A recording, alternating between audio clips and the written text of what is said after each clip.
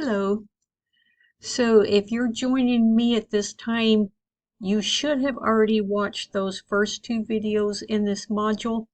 That first one, which is an introduction to Greek theater, which is giving you some of the history of how drama evolved. And then the second one, introduction to Greek tragedy. What I'm going to be doing in this video, it might actually take me a couple of videos to get through, but I'm going to try to expand a little bit on some of the things that they were discussing in that introduction to tragedy video. I'll be repeating some of the information that they gave, but also, like I said, hopefully expanding on some of these ideas and in some cases condensing them as well. So I'm going to start here with just kind of giving you some basics on, again, just what tragedy is. It doesn't mean that the work is sad, okay? That's the most common misconception that I hear.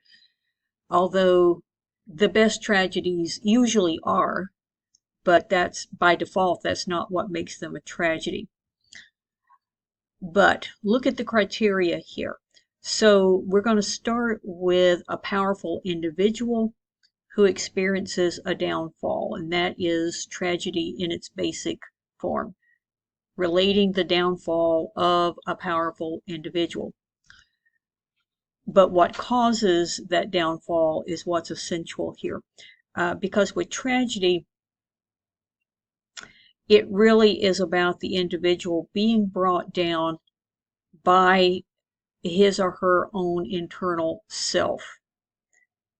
And that's what we call the tragic flaw. But I'm going to back up here just a little bit because it can be a combination of external forces and the tragic flaw within the character themselves.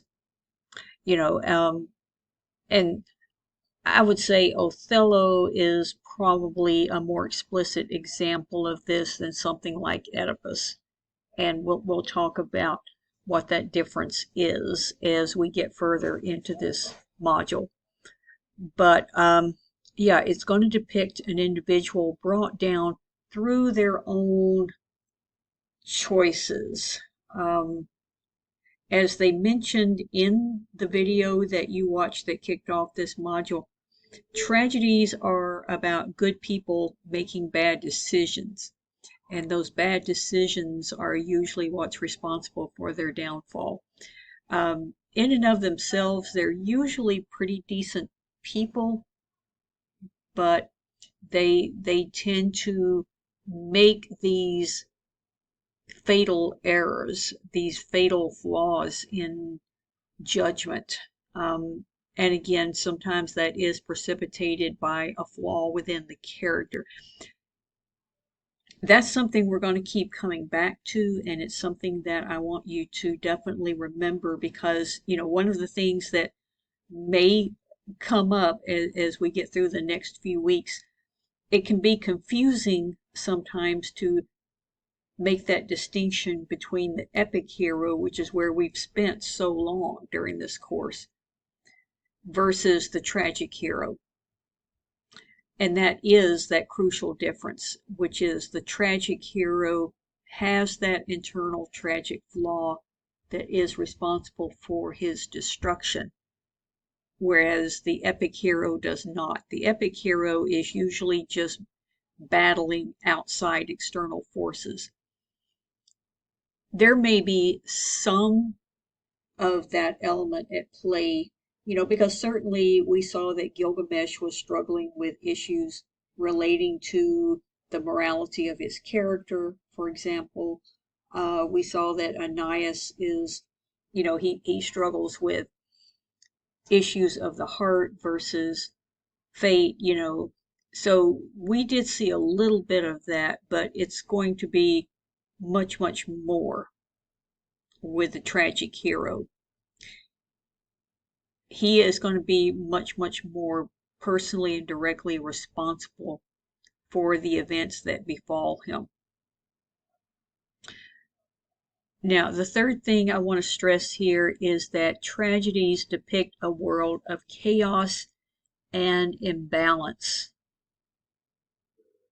And I'm going to keep stressing that, okay? You'll hear me stressing that in class next week, I'm sure, a lot. Tragedy is about the restoration of balance. So when a play begins that is a tragedy, it always begins in a state of chaos. It begins in imbalance. Things are out of kilter. What is it going to take to restore that balance? Well, that's going to vary from story to story. But it usually, almost always, is some variant on someone has been wronged in some way. There's been some sort of betrayal. It might start with someone is king, but only because he murdered the rightful king or something like that. Someone has achieved a high position by some act of betrayal or political corruption. You know, a lot of tragedies are concerned with political corruption for some reason. But again, you get that imbalance that can only be restored through a complete cleansing of that corruption and that imbalance.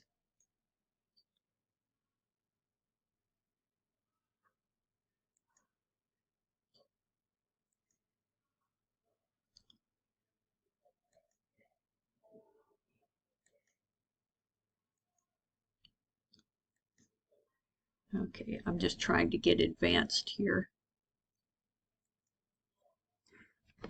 It's a little frustrating because I cannot clearly see. There we go. It actually went over a little too far. Let's see if we can get it back.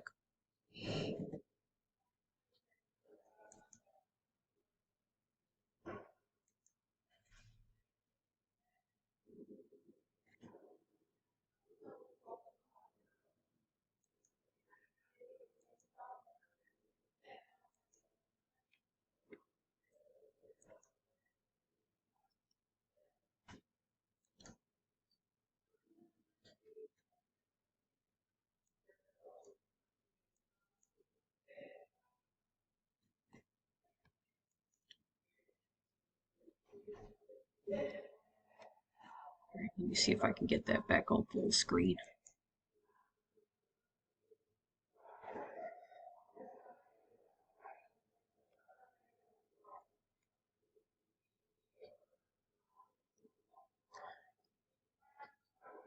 Okay, sorry about the flubs here, but I have told y'all before, I don't have a lot of patience with editing videos, so usually you're going to get what you're going to get from me, warts and all. But here's the second concept that we need to talk about, which is catharsis. Now, catharsis is that cleansing that I was just talking about. In order for that balance to be restored, in order to get the ending that the tragedy is aiming for, there has to be a purging, there has to be a purgation. And that is called catharsis. All right, so just looking at what's written on the slide here, I said tragedy by its nature occurs due to circumstances of chaos, corruption, or imbalance. Before the situation can be resolved and balance restored, the cause of the unhealthy conditions must be excised. And I make an analogy here, which you can see, which is, I think if we compare this to what happens during a storm, it makes a lot of sense. Because a storm is a type of catharsis when you have a thunderstorm. Think about it. It's created by unstable air. You might have a cold front moving through, or you've got a warm front moving through, and the atmosphere gets very volatile. It's very unstable. And once those fronts clash, the thunderstorm is like nature fighting it out. It literally is, right? It's that great battle between the fronts. And eventually, the storm can be quite violent. But once it clears, what happens in the aftermath? The atmosphere stabilizes. And I think that's a really great way to think about how catharsis works in tragedy. Most tragedies end very violently. You know this if you've had any study of Shakespeare at all. Most of his plays end in a literal bloodbath. Usually everybody dies. It's that idea of that there has to be reversal of fortune. There has to be sacrifice involved in order for this catharsis, in order for this purging to take place.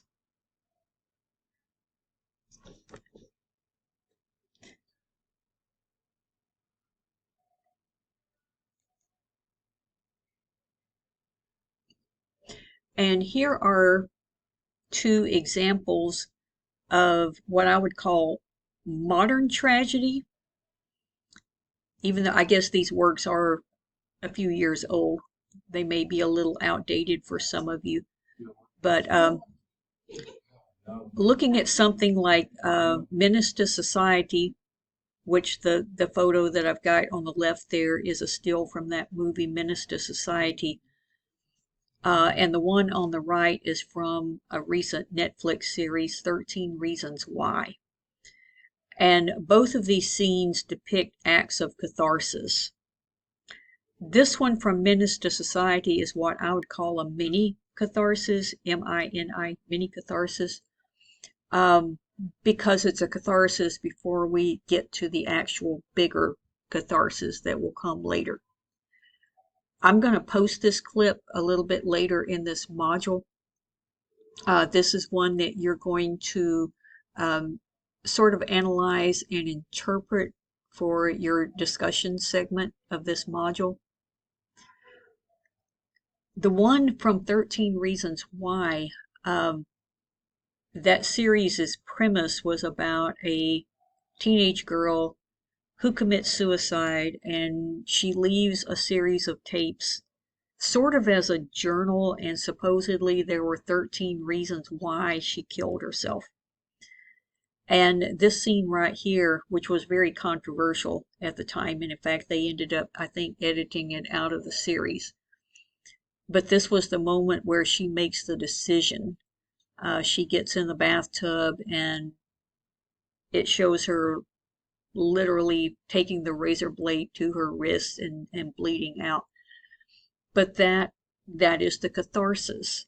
And that act, as brutal as it is, that act is necessary in order to bring about the resolution that the story brings.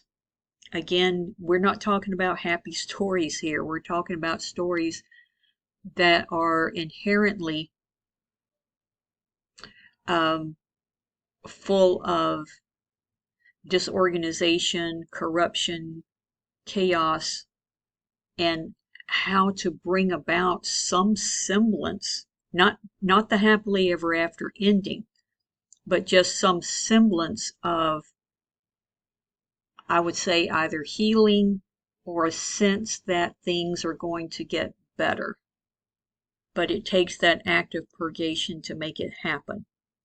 Okay, so I'm going to pause it right here in the interest of time because I don't want to get caught. I don't want to get cut off in the middle of my recording. So I'm going to stop it right here, and I'm going to pick up with a second and maybe even a third video. So I will catch y'all in the second video. Bye-bye.